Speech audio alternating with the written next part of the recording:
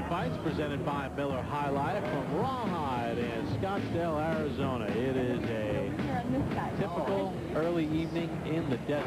It is hot. We have some fans blowing in here as Augustus and Johnson proceed with round number 3. Once again, Johnson in that punching room of Augustus. Right where Augustus wants to be. I'm not so sure about Johnson.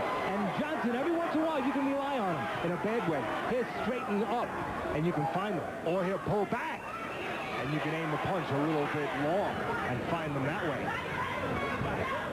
Take a look at numbers from round 2. Augustus, over 100 punches thrown again.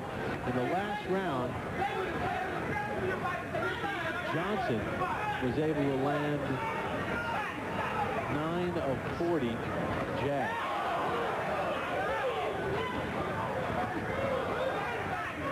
You know, Bob, I was looking at Johnson's legs, the 32-year-old Johnson, the Johnson who has fought twice for a world title and been knocked out both times. He's also beaten 2 world champions in other fights, but he's had 120 amateur fights. In other words, he's been around, Johnson. His legs are looking a little old to me. A little old. But what about Burton? He's only 27, but coming into this fight, he has 200 more rounds as a pro. But he didn't have those 120 amateur fights. And you know what? Everybody is genetically different. Some people just handle the punishment better.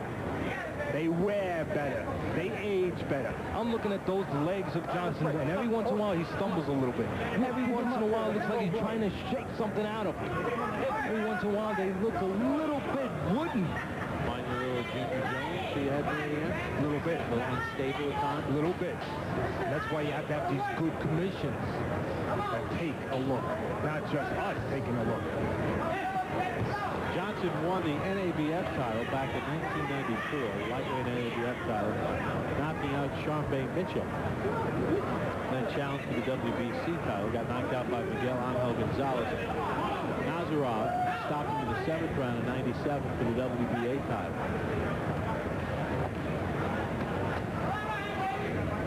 This tempo, Teddy, this pace, this spacing, this distance plays right into Augustus' hands, doesn't it? Yes, it does. The only thing is he's slowing the pace down a little bit. Now, that could be mental because he's a guy who's not always consistent. He's had his terrific fights. He's had his fights where he's up and down. That's why his record reads the way it reads. But I'm wondering if weight is going to come into play here tonight, Bob. Augustus has been at junior welterweight a lot of times. But tonight, he's taken 7 pounds off since his last fight. He's 135.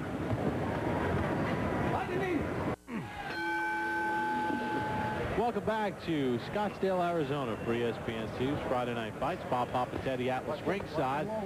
Brian Kenny, Max Kellerman in Memphis previewing Lewis Tyson. We'll talk more about that, plus Joe Macy coming up in our main event. Emanuel Augustus, formerly known as Emmanuel Burton, against Leavander Johnson. He officially changed his name. His parents got married. Officially, all the paperwork came through last year, so he took the married name of his parents and became Emanuel Augustus. Of course, he had a great war with Mickey Ward, number 2 all-time CompuBox, 741 punches landed combined, 2,100 punches thrown.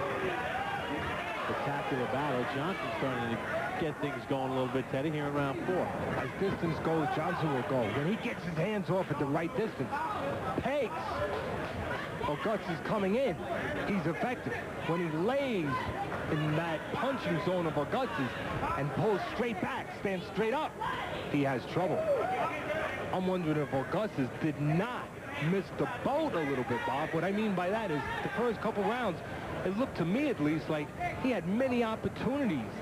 He had Johnson in a low gear. Many opportunities where he had Johnson where he wanted him, where he could catch him standing up straight, pulling straight back, had him in his punching zone, and it seemed like Augustus let up off the gas pedal just a little bit. I was mentioning the last round about weight. I'm wondering how much that will have to do with this battle tonight. Augustus recently has been fighting most of his fights at junior welterweight. He only fought 2 months ago, and he's taken 7 pounds off, down to the lightweight limit. Now Johnson, he's been a lightweight his whole career. I wonder if Augustus at this point in his life, when he's been fighting most of his fights at junior welterweight, has to take a little too much off of him in the gym to make the lightweight limit. Right now, Augustus turning southpaw. Now, don't get me wrong, Augustus could be just going into one of those lapses mentally that he goes into. But I'm just wondering if some of that is being at lightweight instead of the junior welterweight limit, where I've seen him throw punches more consistently. Left hand by Johnson found the mark. Left to the body, left to the head by Johnson. Augustus, to me, looking like a guy, I know he plays around a lot, but looking like a guy that maybe took a little bit too much off in the gym. And Johnson being allowed to let those old legs start to feel a little newer. No punches coming on him now. He's doing all the punching.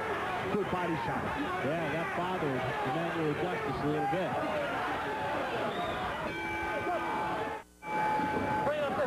Over 100 degrees in the ring. Got up to a high of 105 today here in Scottsdale. They have fans blowing in this sort of indoor-outdoor facility of Rawhide. Bob Teddy Atlas, glad you can join us for ESPN 2's Friday Night Fights presented by Miller High Life. Emanuel Augustus in the black trunks, Leavander Johnson in the white, no knockdowns as we start round 5. Teddy, in the first round, Augustus threw 126 punches. Round 2, he threw 115. Round 3, he threw 86. He took round 4 off. Threw only 70 punches. Johnson seemed to bother him with body punches. Oh, yes, he did. And the reason why he was able to bother him with those body punches is because he had nothing to worry about. And, let's say it again, Augustus has been known in the past to start to admire defense, to play around, to go into those kind of spots where he doesn't do anything, those little periods where he gets defensive too long. And when he does that, not only does he give up rounds, but he allows his opponent to not worry about anything coming back at him. And, you know, in that Ward fight,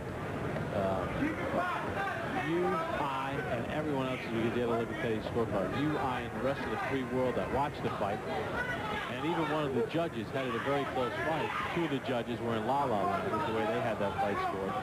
But it was a body punch by Ward in round 9 that had Burton take a knee. It was Emmanuel Burton at the time. That was the difference. So body spots are where he's susceptible. He will stand in front of you, and you said it very well when you were making the analogy to James Toney. He moves his head well. Well, where do you hit a guy when he moves his head well? The body does not move. The head may. All right, let's go. I got it. Come on. Come on.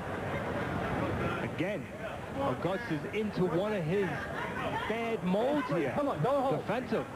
Not working. Come on. Very spotty. Goes on the defense too much.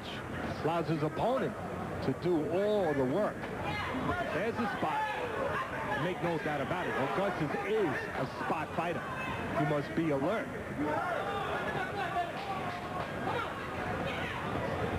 I don't know if Johnson is taking enough advantage of being given this defensive Augustus, where Johnson has a chance to work, a chance to break down Augustus a little bit. Johnson going on the defense himself, allowing Augustus to pull himself together. Yeah. To me, it looks like Johnson's making a big mistake here, because you know Augustus is going to rally in the later rounds. He's going to have his moments. And again, Johnson in the wrong place. I know he was getting away with it earlier, and he landed a good body shot inside earlier. But he's laying right in that punching zone of Augustus, if Augustus decides to start punching. Augustus loves to take those middle rounds